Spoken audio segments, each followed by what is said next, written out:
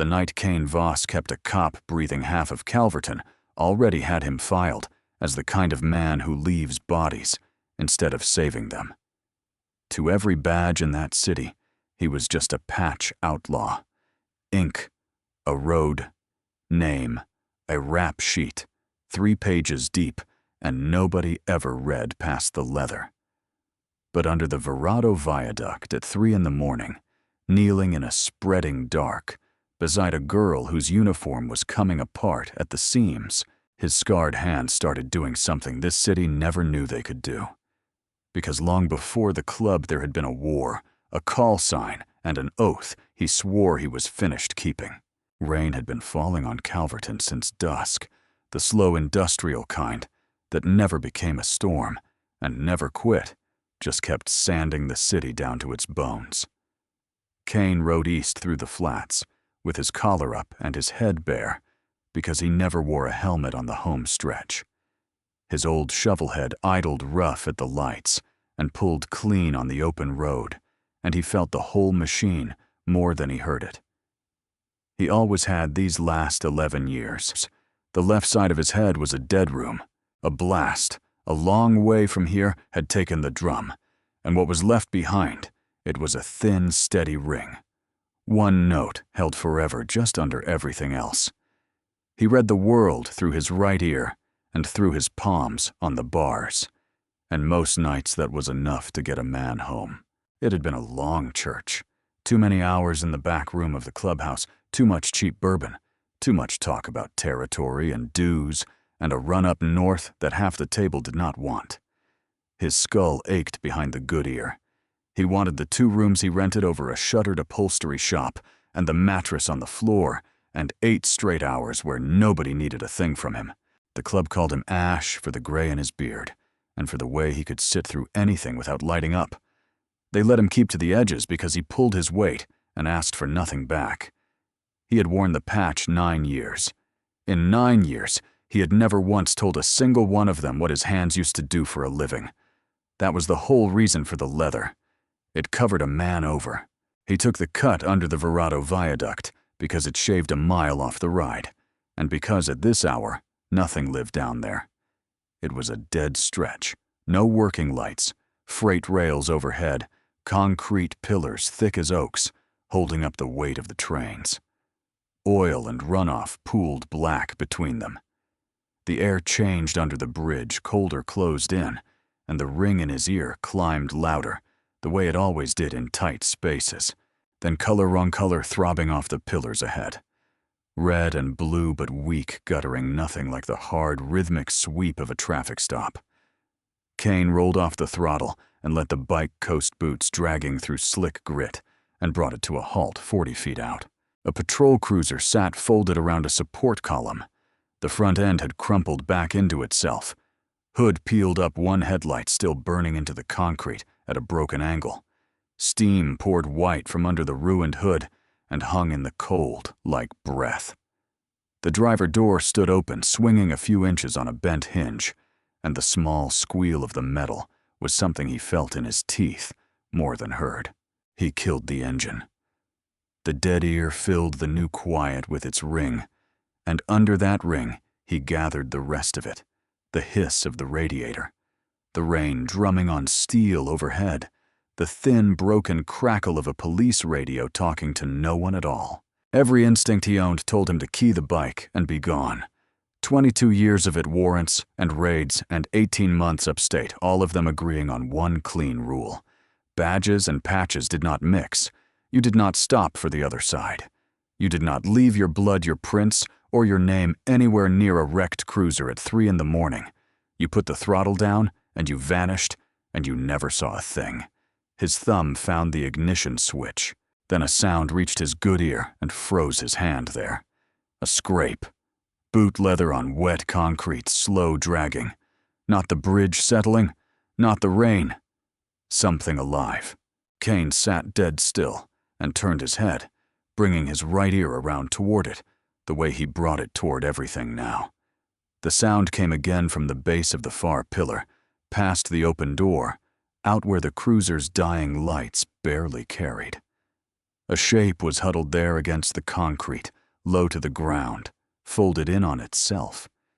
He swore under his breath one short, ugly word and dropped the kickstand.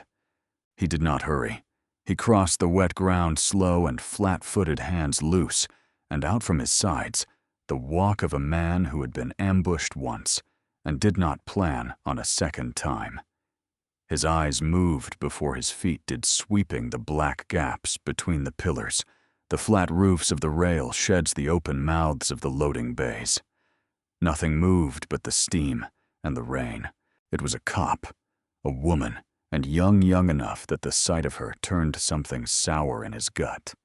Her uniform was torn open along one side and soaked through, and the stain spreading across it was thicker and slower than any rainwater. She sat slumped against the pillar with one hand jammed hard and low against her own belly. Her other hand shook so badly she could barely lift the weight of the service pistol as she brought it up on him. "Stop," she said. It came out as almost nothing, a wet whisper the rain nearly took whole. Kane looked down the barrel. It wobbled in a loose, slow circle, the muzzle sliding off him and drifting back. She could not have hit the pillar standing behind him. "Put it down, kid," he said, flat and low and rough with the long night. "You pull that trigger shaking like that, the kick alone drops you into shock. And you don't have the blood left to spend on it." She did not lower the gun. Her eyes were huge and glassed over, and they crawled up his body, and found the leather, then found the patch, and whatever was left in them let go a little more. A pale bead of blood welled at the corner of her mouth. "Back," she breathed. "Get back." "Sure thing." Kane lifted both scarred hands to his shoulders, slow and open, and took a careful half-step away. "There you go. I will leave you to it. Have yourself a good one, officer." He turned around. He walked. He made 3 steps toward the bike boot slapping the wet, and he had almost convinced himself he meant it when he heard the pistol hit the ground behind him. Not a shot. Just the flat, heavy clatter of a weapon leaving a hand that could not hold it any longer. He stopped. He stood in the rain with his back to her, tipped his head up toward the black underside of the bridge, and asked the dark, without making a sound, what exactly it thought it was doing to him tonight. The ring in his ear answered him. It always did. Then he turned around and walked back. She had gone all the way over while his back was to her, one cheek down flat against the filthy wet concrete, an arm flung out.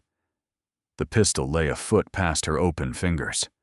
Kane crossed to her, hooked it away with the side of his boot, so it spun off into the dark, beneath the cruiser, and lowered himself onto one knee beside her. The cold water came up through his jeans at once. Up close, the whole story rewrote itself. This was not a crash. He had told himself car meets, pillar, drunk, kid, wet road, but that was not what he was looking at. He tilted his head, put his good ear toward the wreck, and made himself study the windshield in the broken light. The glass on the driver's side was punched through in a tight cluster of holes. Not scattered. Not the random spray of a man firing wild from a rolling car. A group close and low and deliberate, the kind a shooter lays down with time to spare, and both feet planted and his aim taken slow. Somebody had run her into that pillar.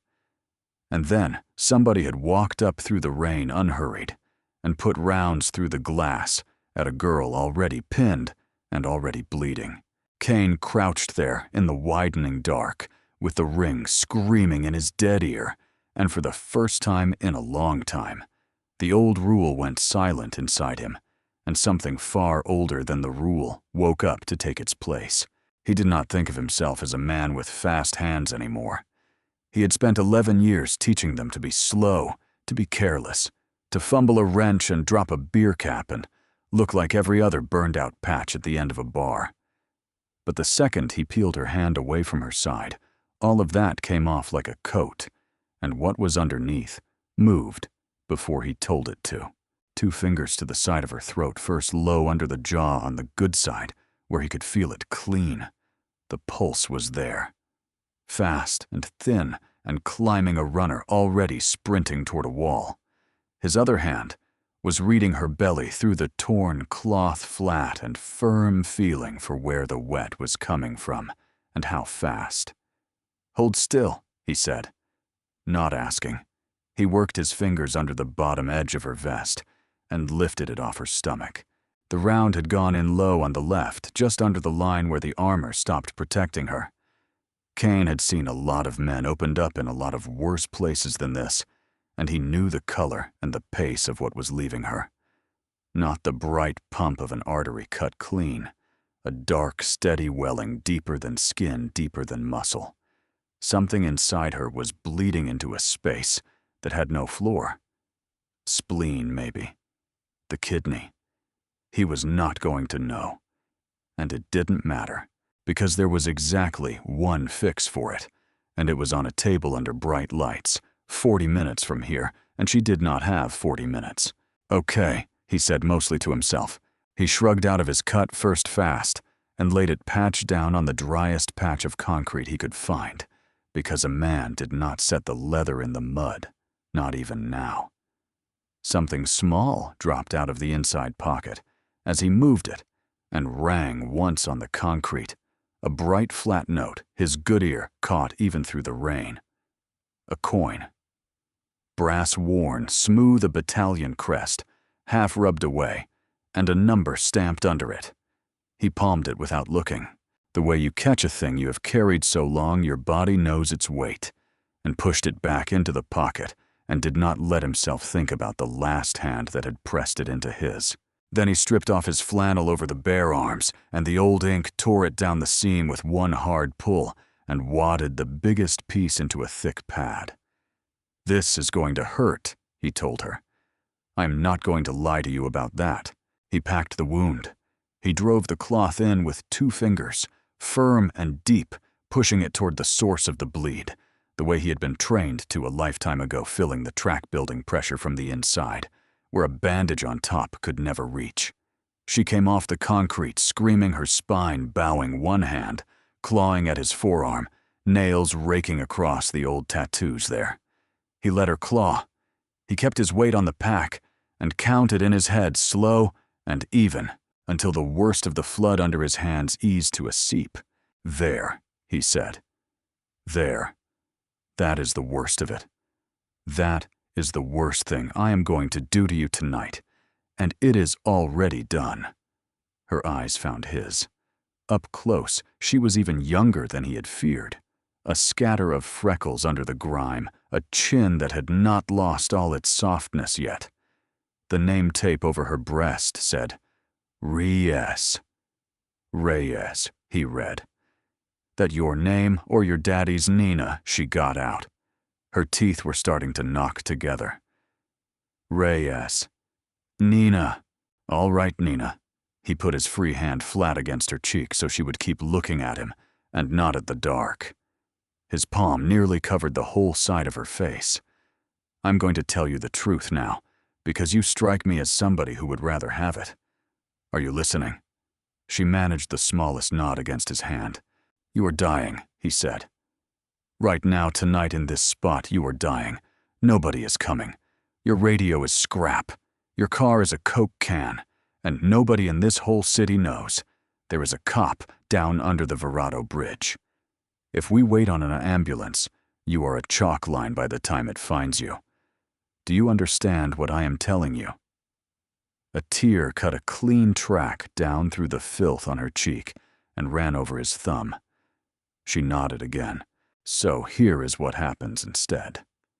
His voice dropped into a low, even register, the one that had walked 100 scared kids through the worst minutes of their lives, and it came back to him now, without permission.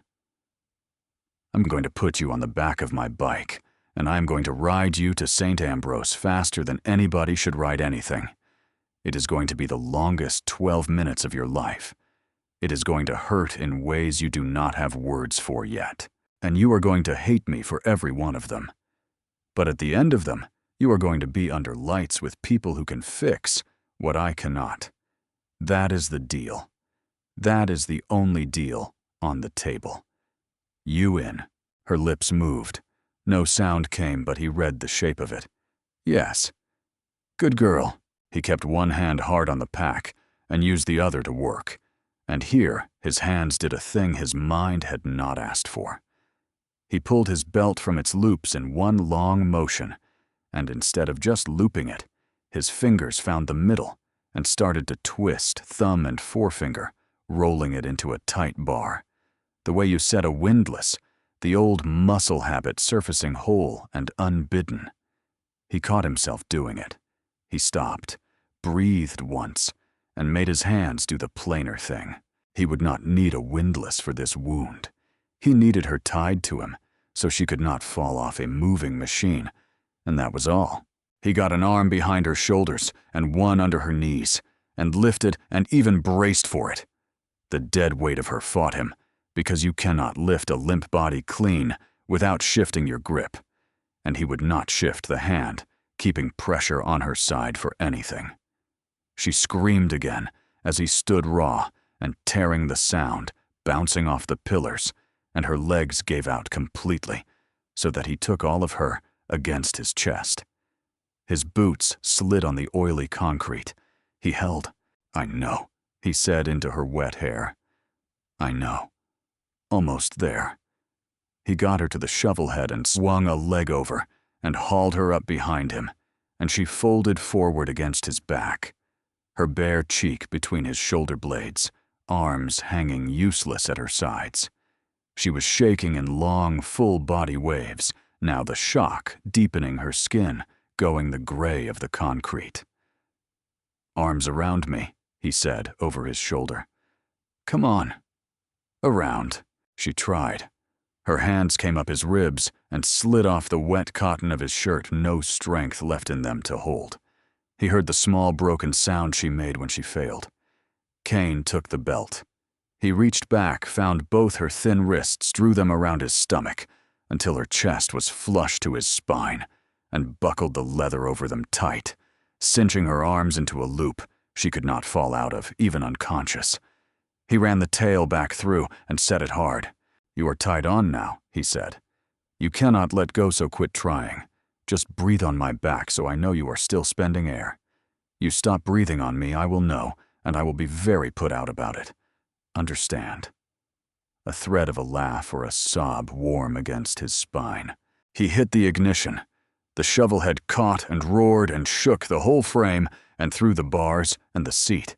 He felt every ounce of it, and behind him he felt her flinch and then hold on with the only thing she had left, which was the belt and the wanting.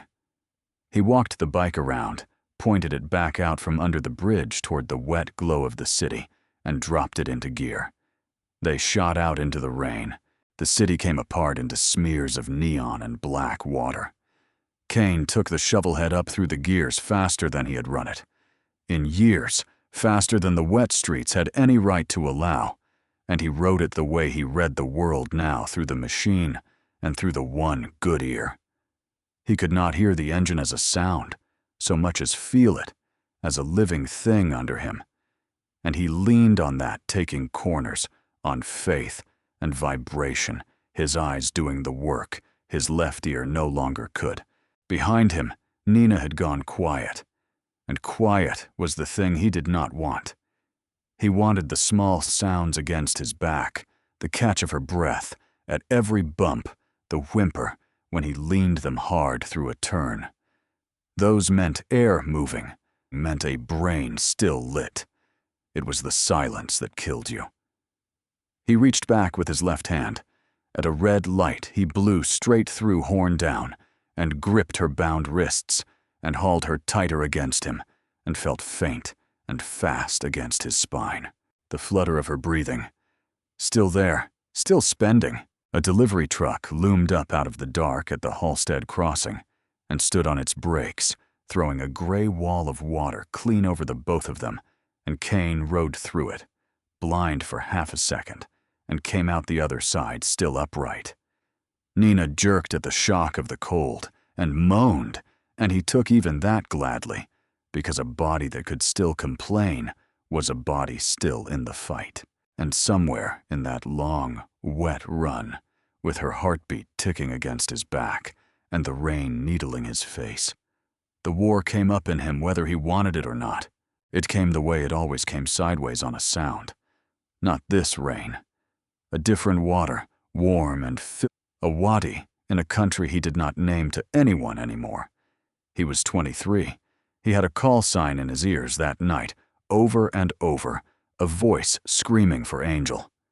6, screaming for the doc, and he was already running low across open ground toward a vehicle that had folded around nothing at all because the road itself had come up to meet it. He remembered the pressure change first, the way the whole world clapped its hands once and then went to that thin, high ring, the ring that never afterward left. He remembered kneeling in the warm dark beside a kid younger than himself and packing a wound exactly like the one under his glove tonight, and talking always. Talking the low. Even voice telling the kid he was fine. He was fine when he was not fine, when nobody was fine. He remembered the coin pressed into his palm by a hand that stopped being able to press things a few minutes after. And he remembered the promise he made over that kid, not to a God he was sure of, but to the empty, ringing air that he was done. That when he got home, he would put the hands away. That he would never again be the last thing standing between somebody young and the dark, because he had been that thing too many times, and he had lost too many of the coin flips. And a man could only be that and stay a man for so long. 9 years of leather, 9 years of dropping wrenches and playing slow, and here he was again with a bleeding kid tied to his spine, and the ring back up to full scream, and the promise breaking under him like wet concrete. St. Ambrose rose out of the murk ahead, a stack of lit windows on the hill above the flats, the red emergency sign burning through the rain. Kane did not go for the ambulance bay and its speed bumps and its cameras. He took the bike straight up the pedestrian ramp, jumped the curb with a bang that made Nina cry out against him, and ran it right at the sliding glass doors, tires screaming on the wet ramp as he stood on the brakes and stopped a hand's width short of the glass. He killed the engine. The quiet came down hard and the ring filled it. He unbuckled the belt at his stomach, freeing her wrists, and turned and caught her as she slid sideways off the seat, with nothing left to hold her. He got the arm behind her knees again and stood up out of the saddle with her against his chest. Her head lolled back over his forearm. Her lips had gone the blue of skim milk. His shirt and his jeans and his bare forearms were painted dark to the elbow, with her, and it was already going tacky in the cold. He walked into the doors, and they shuddered open too slow, so he turned his shoulder and forced them the last of the way and carried her into the light. The emergency room at St. Ambrose at 3 in the morning was the usual low tide of the city. A drunk bleeding quietly from the scalp. A mother with a child burning up in her arms. 2 men who had clearly been on the wrong end of the same fight, sitting as far apart as the chairs allowed. A tired clerk behind scratched glass. And into all of it walked a mountain of a man 6'3", and soaked to the skin, gray in his beard, and dead in one eye's worth of expression. Arms and chest and hands drenched to dripping in fresh blood, carrying a limp young woman in a torn police uniform. The room stopped, all of it at once. The child kept crying thin and far away, but every adult set of eyes locked onto him, and every voice died in every throat. "I need a doctor," Kane said. He did not shout it. He put it out flat and huge, and it filled the room to the corners. Gunshot. Left flank. She has been packed and under pressure for 11 minutes. She is in class 3 shock and dropping. I need a trauma team, and I need them now. For one long beat, nobody moved. He watched the words land and go nowhere. Watched them see the leather and the blood and the size of him, and stop being able to hear anything past it. Then 2 things happened at once. Behind a low counter at the far wall, a security guard's hand dropped to his belt and came up with a canister of spray, and his mouth opened to shout. And through the wide doors of the trauma hall drawn by the wrong kind of silence. A woman in dark scrubs came out fast. Silver at her temples, a stethoscope slung around her neck like a tool she actually used, and she took in the whole tableau in one sweep. The man, the blood, the uniform, the blue lips. Put her down. The guard was yelling, backing up canister out. On the floor, get away from the officer. On the ground, now. Kane did not so much as look at him. He looked at the woman in the scrubs because she was the only person in the room whose eyes had gone to Nina instead of to him, and he spoke to her like the guard did not exist.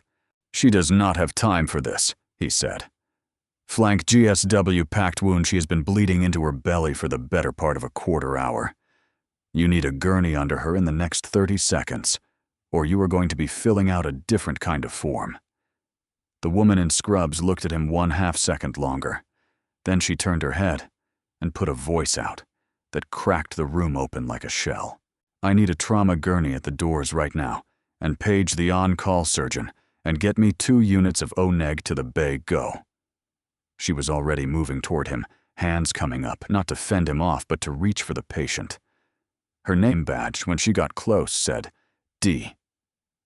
Okafor RN, and under that charge, nurse. Give her here, big man, slow, support the head. And Kane, who had refused to set his leather in the mud, laid the dying girl into the arms of the first person in that room who had looked at her first. And for 1 second, their hands were both under Nina's weight. Together, his huge and painted red, hers steady and sure, and the older nurse's eyes flicked down to the way his fingers cradled the base of the skull thumb along the jaw, and something moved behind them that was not fear at all. The gurney arrived in a clatter of wheels and a rush of scrubs, and the moment Nina's weight left his arms and hit the mattress, the trauma hall swallowed her whole. Okafor was already calling numbers into the huddle blood pressure respirations, the 11 minutes of packing.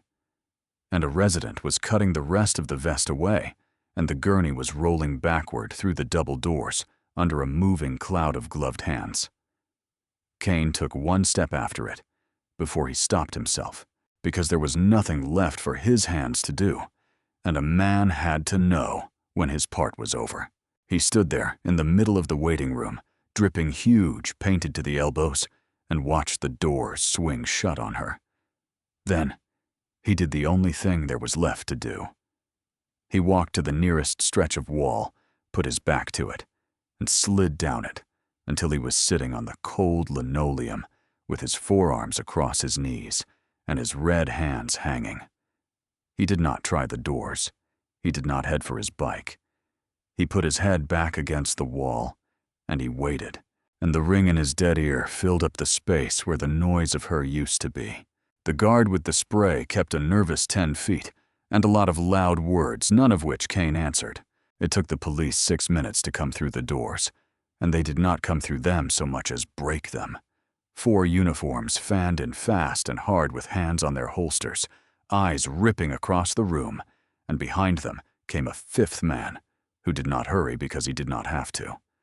He wore a rumpled tan coat over a suit that had been slept in, and his face was a roadmap of long shifts and old grief jowls gone slack, eyes red, rimmed and burning. 22 years on the job were stamped into him. He had been Nina Reyes's field training officer. Her first 8 months out of the academy had ridden the passenger seat, while she learned the streets had stood up at her, swearing in because her own father was 2 years in the ground. His name was Hollis Marsh, and when his burning eyes found the enormous, blood-soaked biker sitting against the wall with a death's head on the back of the leather draped beside him, he did not ask a single question. He crossed the room in 4 strides, reached down, fisted both hands in the front of Kane's shirt, and hauled all 240 pounds of him up the wall and onto his feet. Then he drew his sidearm and jammed the muzzle up under the shelf of Kane's jaw on the dead side hard enough to tip his head. "What did you do to her?" Marsh said. His voice shook. "What did you do to my officer, you animal?" The 4 uniforms had their weapons out, and level in a heartbeat, a half-circle of black muzzles trained on Kane's chest, and the guard was screaming for the civilians to clear the lobby, and somewhere a woman was praying out loud. Kane stood inside the ring of guns with a detective's pistol under his jaw, and did not lift his hands. He did not flinch. He looked down the length of Marsh's arm into Marsh's ruined eyes, and he understood exactly what he was looking at, because he had worn that exact face over that exact kind of loss more times than any man should. "I carried her in," Kane said. "Low. Even." Marsh's finger sat inside the guard. "Where is she? Where is Reyes?" "Through those doors. In surgery, if your people gave them the 30 seconds I asked for." Kane's eyes flicked once to the muzzle, then back. "You want to help her? You are pointing that the wrong way. She is going to bleed out on the table before your surgeon can chase it, unless somebody in this building has her blood type walking around loose. She was gray in the flats a quarter hour ago. She needs product, and she needs it fast. And you are spending her clock standing here trying to decide whether to shoot me." "Shut your mouth." Marsh leaned into the gun. His arm was trembling now, the whole of him wound to a single hair. "You put that uniform in the blood you're wearing. You're going to tell me how, and then I am going to—" "Detective." The voice came from behind the uniforms, and it did not belong to a cop. It was flat and dry, and used to being obeyed in a room full of chaos, and it cut through everything. Dolores Okafor came out through the trauma door, still snapping a fresh glove off, and she walked into the standoff without a flicker, straight up between the muzzles, until she was standing sideways in the 2 feet between Marsh's gun and Kane's chest. She had run the worst nights of the worst ER in this city for 19 years. She had seen more men bleed than half the badges in the room combined, and she was not impressed by any of the hardware. "Get these guns out of my department," she said. "All of them. Now." "Ma'am, step back," one of the uniforms started. "I will not step back. I work here, and you do not." She did not raise her voice, and she did not move. "You have got 4 weapons drawn in a room with a burned child, and a headlock and a pregnant woman in triage over a man who is sitting on my floor, waiting to be arrested, and has not lifted a finger against anybody. If you want to shoot him, you take it out to the parking lot, and you do it on your own concrete. In here, you holster up or you cuff him and you get out of the way of my doors, because I have got 2 more coming in off the interstate in 4 minutes, and I need this lobby." She turned her head a fraction toward Marsh, and something in her face gentled by exactly 1 degree. "Detective Marsh, she is alive. She was alive 90 seconds ago, and my team is fighting for her right now. You shooting this man does not add a drop of blood back into that girl. Put it down." For a long moment, nothing in the room breathed. Marsh's eyes stayed locked on Kane, chest heaving the grief and the fury and the need to hit something, all fighting for the trigger.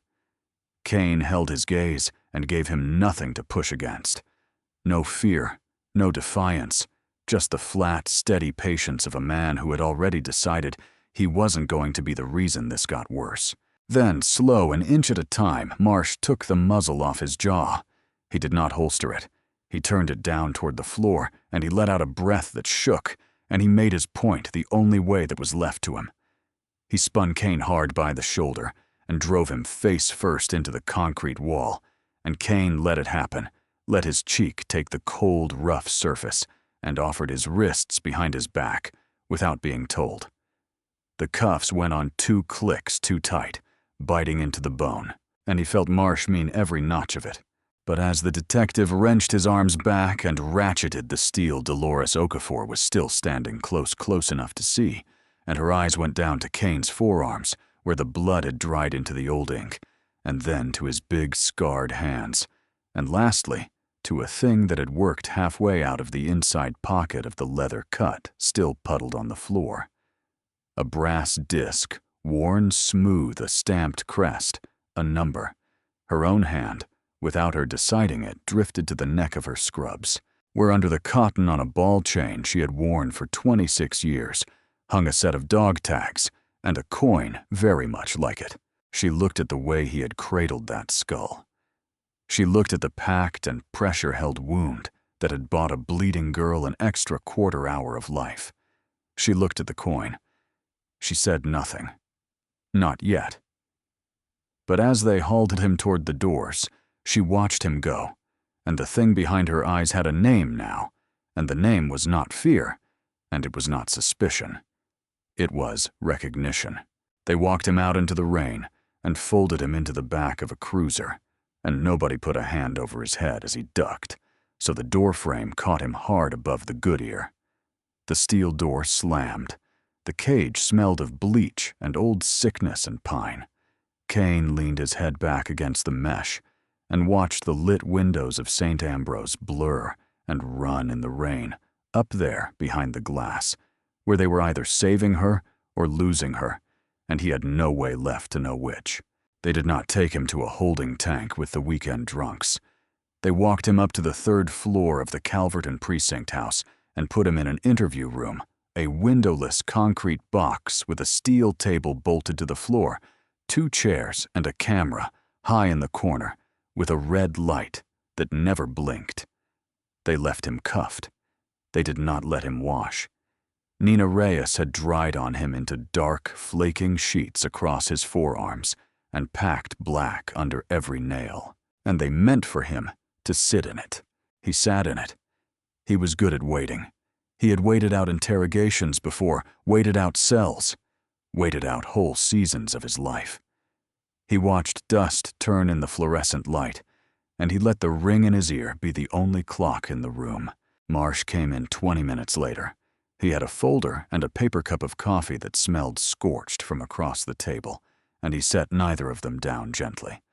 The folder cracked against the steel. He dropped into the far chair and stared. And up close, the man looked 10 years older than he had in the ER. The fury burned down now to something grayer and more dangerous underneath. Her name is Nina Reyes, Marsh said. She is 23 years old. She has been out of the academy 10 months. Right now she is on a table with a laceration to her spleen and a surgeon who put her odds at 1 in 4 before sunrise. He leaned in. You are going to tell me why a patched ashen saint with a sheet like yours is the man who carried her through my ER doors. I found her, Kane said. Where? Under the Verrado Viaduct, on the East Flats.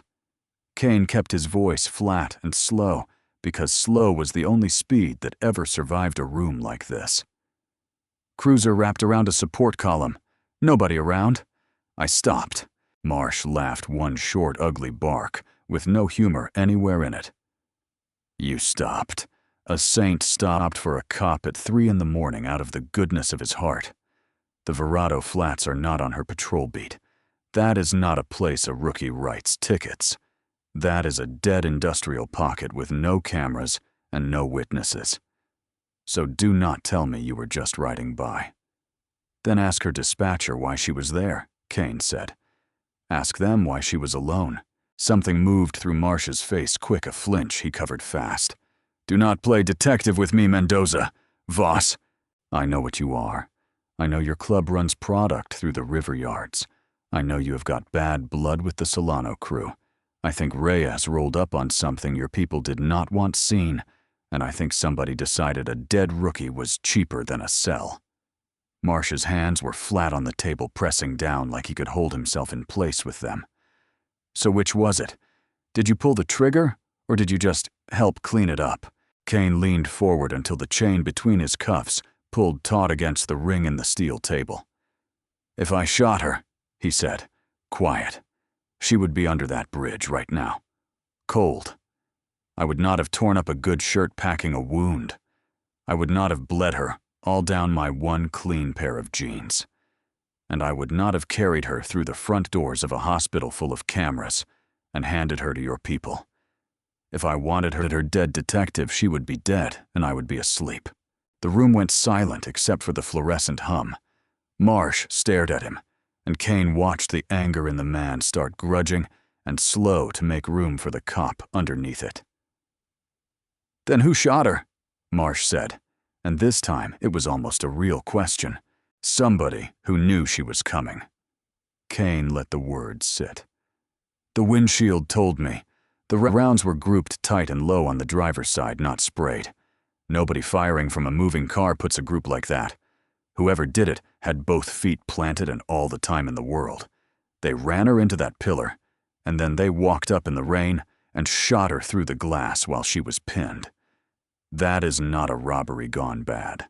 That is a hunt. Somebody put a 23-year-old in an industrial dead zone at 3 in the morning, alone, with a radio that ended up too broken to call for help. You want to find who shot her, you start with whoever sent her there. Marsh did not answer right away. His jaw worked. He looked down at the scorched coffee he had not touched, and Kane could all but hear the gears in him grinding over from grief to arithmetic, because Marsh was not a stupid man, and he had been on this job long enough to know exactly what leaked out of the narcotics division on the 3rd floor of his own house. He stood up. He took the folder and the coffee.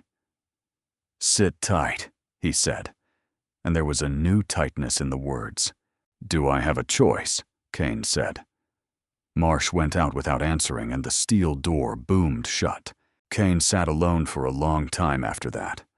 The cuffs numbed his hands. He flexed his fingers to keep the blood in them and thought about a girl on a table, and about a coin in the pocket of a leather cut, sitting in an evidence bag somewhere in this building, and about a promise he had made in a wadi 11 years ago that he had already broken twice tonight, and would break again if they let him near her. 2 floors down in the property room, a different thing was happening. A young evidence tech named Ruiz was cataloging what had come off the officer at St. Ambrose, the standard grim inventory boots, belt the shredded remains of a soft armor vest. And when he ran his gloved fingers along the inner panel of that vest, feeling for the ID card every officer kept there, his fingers found instead a hard, flat rectangle sewn crudely into the lining with black thread that did not match the factory stitching. He worked it loose.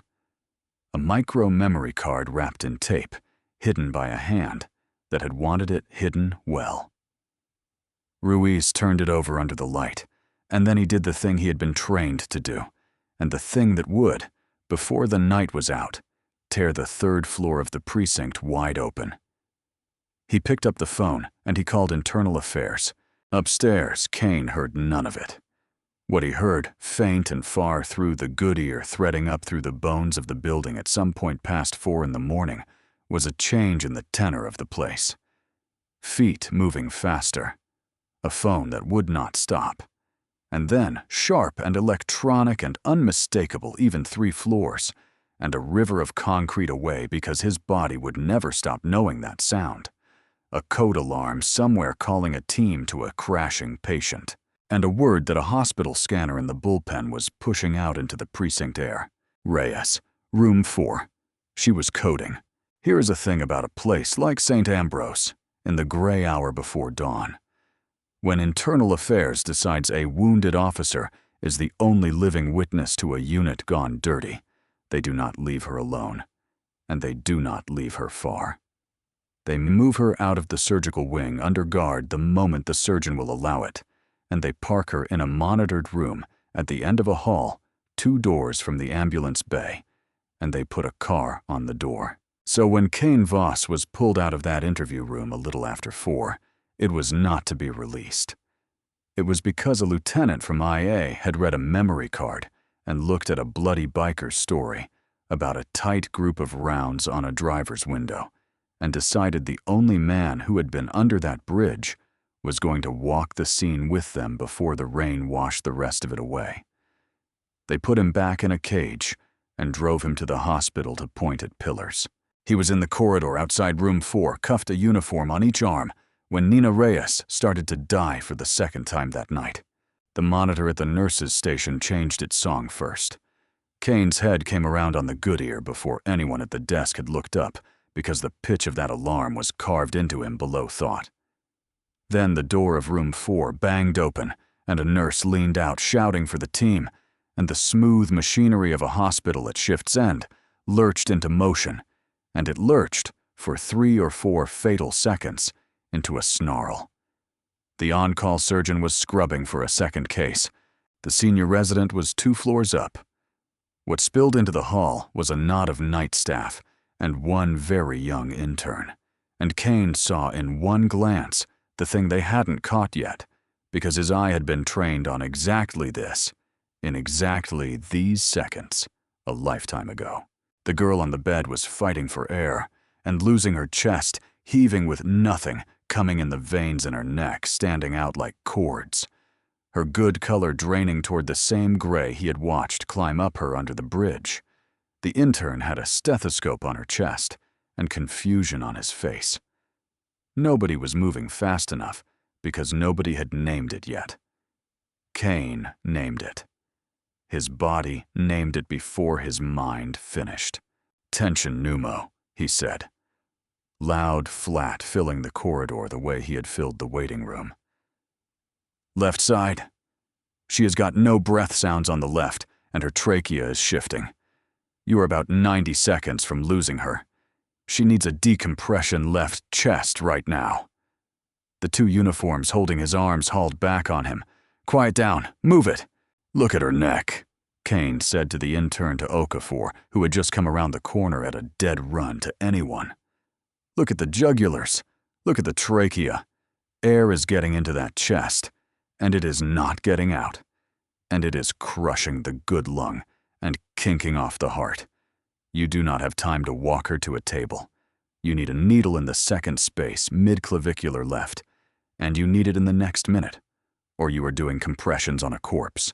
And Dolores Okafor, charge nurse, 19 years on these floors, and a lifetime before that, with a different kind of aid bag, in a different kind of country, stopped dead in the middle of the hall, and looked at the enormous cuffed man in the dried blood, and made the call that a lesser nurse on a worse night would never have made.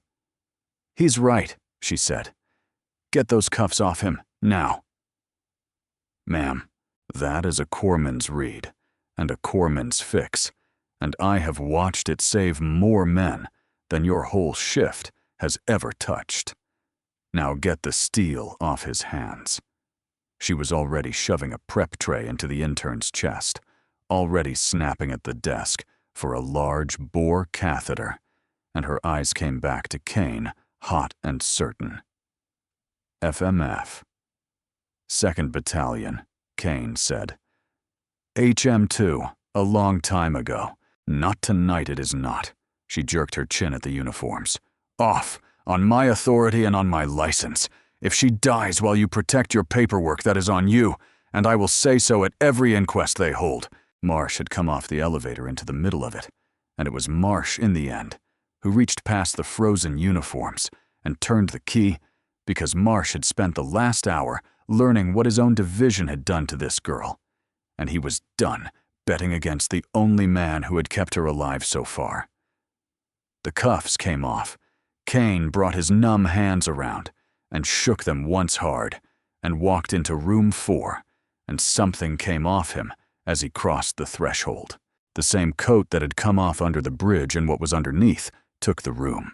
Talk to me, he said, and his voice had changed, lost the roadhouse gravel gone clipped and level, and certain a voice that had run trauma bays out of the backs of trucks. Catheter. 14 gauge, if you have it longer, the better she is not a thin girl through the wall there. Alcohol fast. I do not care about perfect. I care about now. Okafor, watch her sat and call it to me. Somebody get a hand on a pulse and keep it. They moved. God help them, they moved. Because when a man speaks in that voice with those hands, a room finds it can follow. He found the landmark with 2 fingers, counting down from the collarbone, second space in from the midline, the flat of his thumb reading the gyve between the ribs, the way it had read 100 chests in the worst light imaginable. He palmed the catheter. Okafor slapped into his hand. Nina, he said, low close to her ear, the old even voice under the sharp one. It is the loud man from the bridge. I told you the worst thing was already done. I lied. This is going to be loud, and it is going to be quick, and then you are going to breathe. Ready or not. He went in over the top of the ribs, steady and sure, and there was a hiss, a long, ugly rush of trapped air escaping the needle that every person in that room heard and understood at once. And Nina Reyes's chest fell and rose and fell and rose, easy, and the gray began to walk back down out of her face the way it had come. "Sat's coming up," Okafor said, and her voice cracked right down the middle of the number. 84, 88, 91. There she is. Kane kept his thumb anchoring the catheter and did not move it a hair. Somebody who is actually licensed in this state, get a finger thoracostomy set up and a chest tube tray, because this is a plug in a dam, and it needs a proper drain before I get tired of standing here. And do not any of you write down that a biker did this. Write down that your team recognized a tension pneumo and decompressed it, because that is the truth. I was just the loudmouth who called it. He looked up then once and found Marsh in the doorway, and Okafor at the monitor with her hand pressed to her mouth, and the young intern staring at him like he had walked out of scripture. It is not in any civilian textbook the way I found that mark. You learn it fast when you have got no lights and no table and a lot of chests. That is all this is. Fast learning and bad places. Nina's eyes opened. Just a slit, glassy, unfocused hunting. They found the huge man leaning over her, with his blood dried into his arms, and something behind them steadied, and her cracked lips moved. Angel, she breathed. Not a name she knew, a thing she felt. You came back. Kane Voss looked down at the kid he had promised the universe he would never stand between, and the dark, again, the promise he had now broken, clean through for the last time, and he found he did not mind. "Yeah, kid," he said. "Turns out I am no good at quitting." Nina Reyes lived. They got a proper chest tube into her before the sun came up and drained the belly bleed on a second trip to the table, and somewhere in the long climb of that morning, her numbers stopped falling and started grudgingly to hold. By the time the rain finally quit over Calverton, and the light came up gray and clean off the wet streets, the surgeon who had given her one chance in 4 was standing at her bedside, revising the figure and refusing to explain how. Kane could have explained it. It was 12 minutes on a shaking bike and 11 minutes of packing under a bridge, and one long hiss of trapped air in a corridor at 4 in the morning. It was a chain of people each buying the next one a little more time.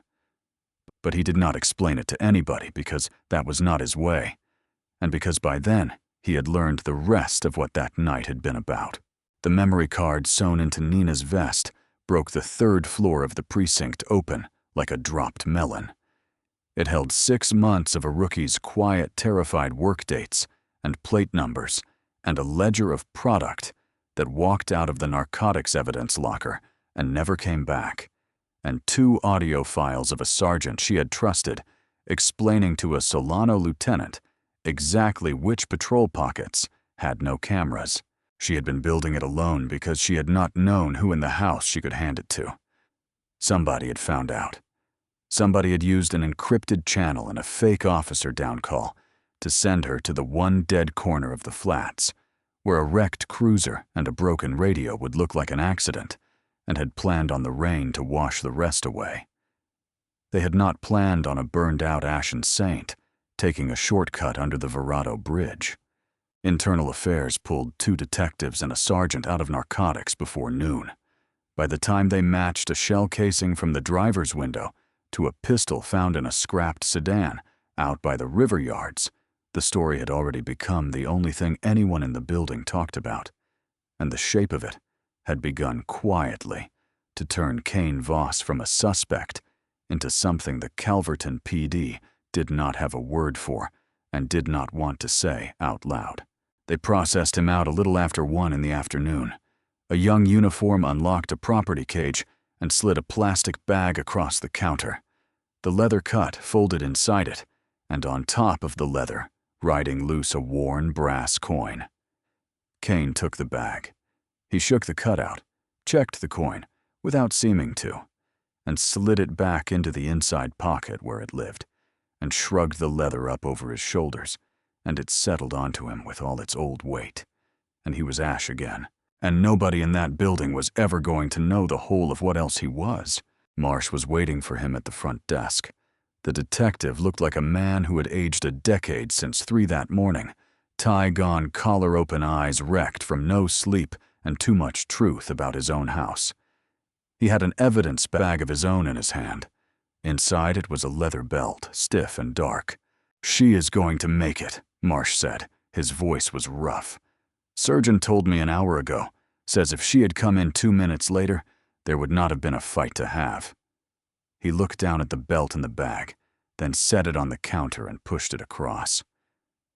"We kept what came off her for the case. This is yours." Kane took the belt and threaded it slow, back through the loops of his jeans. "We got the sergeant who sent her," Marsh went on lower, "and the 2 who backed him. IA has the rest. It is going to be an ugly year in this building." He stopped and worked his jaw, and when he spoke again, it was not detective to suspect anymore. It was just one tired man to another. "I put a gun under your chin in that lobby. I called you an animal in front of my whole shift." "You thought I killed a kid you love," Kane said. "I would have done worse than a gun." Marsh looked at him a long moment. Then he asked the thing he had clearly been carrying around all morning, and he asked it plain stripped of every ounce of the badge. "Why did you stop?" He shook his head. "You people hate us. We hate you. That is the deal. That is how it has always been. You could have rode right past that bridge and been home in your bed, and nobody would ever have known there was a girl down there at all. Why get off the bike?" Kane settled the leather on his shoulders and thought about how to say it, and in the end, he did not dress it up. "Because a dying kid in the mud is not a cop," he said. "She is just a dying kid. The uniform is something you people put on her. It is not what she was bleeding out of." He looked at Marsh. "You called me an animal. Maybe. But I have been the last thing between a lot of young people in the dark, and I have never once checked what was written on their chest before I went to work. That is the one part of me the leather never covered up. I just got tired of letting it show." He turned and walked toward the doors. "Voss," Marsh said. Behind him, Kane paused, looked back over his shoulder. "Reyes wants to see you. When she is up to it. She has been asking for the loud man from the bridge." A ghost of something crossed Marsh's ruined face. "I told her she could call you Angel. Seems to be the name that stuck." Kane almost smiled. He did not quite. He pushed through the heavy glass doors and out into the wet afternoon. His shovelhead was parked at the bottom of the precinct steps, where somebody had brought it around keys in it, the chrome beaded with the last of the rain. He came down the concrete, slow, working the ache out of his cuffed wrists, and threw a leg over the saddle, and the machine took his weight and felt like the only honest thing in 100 miles. Then he heard the doors again behind him, and the shuffle of a lot of feet, and he looked up. They were coming out. Not to stop him. Uniforms and detectives, and a desk sergeant, and the young kid who had run his property filing out through the doors and spreading along the top of the steps in the gray light, and Marsh in the middle of them with his hand shoved down in the pockets of his coat. There was no salute. There was no applause. Nobody said his name. They did not suddenly love him, and he did not suddenly respect a single badge among them, and the line between what he was and what they were was still drawn in concrete and blood, and always would be. They just stood there, a silent, ragged wall of blue at the top of the steps, watching an outlaw sit his bike in the wet, letting him see them see it. That was all. It was not friendship. It was not a truce that would outlast the week. It was one thing Oat acknowledged in the only currency that would not choke a roomful of cops to spend. Kane did not wave. He did not nod. He reached down and hit the ignition, and the shovelhead caught and roared and shook the whole frame, and he felt every ounce of it come up through his hands and his spine, and the one good ear, and it drowned the ring for a second, the way it always did, the way he lived for. He dropped it into gear, rolled the throttle back, and pulled out into the streets of Calverton, and the wall of blue watched him all the way to the corner. And then he was gone. The wind hit his face and took the smell of the cage and the hospital and the long night with it. He had a code. He had rules stitched into leather and carried in his blood, and he would be an ashen saint until the day they burned him. But somewhere under the Verrado Bridge, he had stopped pretending the older oath was dead, the one that had no patch and no club, and belonged to a kid named Angel Six in a country he never talked about. Some oaths you sign in ink and you can tear them up. Some you stitch into leather, and they fade. But the ones that matter, the ones that reach up and grab your hand off the ignition switch when everything's smart in, you says ride those, get set into the bone, and no war, and no leather, and no long, gray, tired years ever get them out. If he passed that bridge 1,000 more times, he would stop 1,000 more times. He had made his peace with that somewhere around 4 in the morning, with his thumb on a needle and a girl breathing under his hands. And Cain Voss rode east into the clean, wet light, and for the first time in 11 years, the ring in his dead ear sounded almost like quiet. Cain and Nina found each other on the worst night. Either of them will ever live on opposite sides of a line the whole world told them could never be crossed. Their story is a reminder that the past does not get the last word on who you are, and that the truest oaths are the ones nobody can see. If a rookie cop and an outlaw biker could reach across all that blood and hold on, maybe the lines the rest of us are so sure about are thinner than we think. If this story moved you, take a second to hit subscribe for more gritty tales of unlikely courage, and share it with somebody who needs the reminder that heroes almost never show up looking the part. And tell me down in the comments, if you were Cain under that bridge with every smart instinct screaming at you to ride away, would you have gotten off the bike?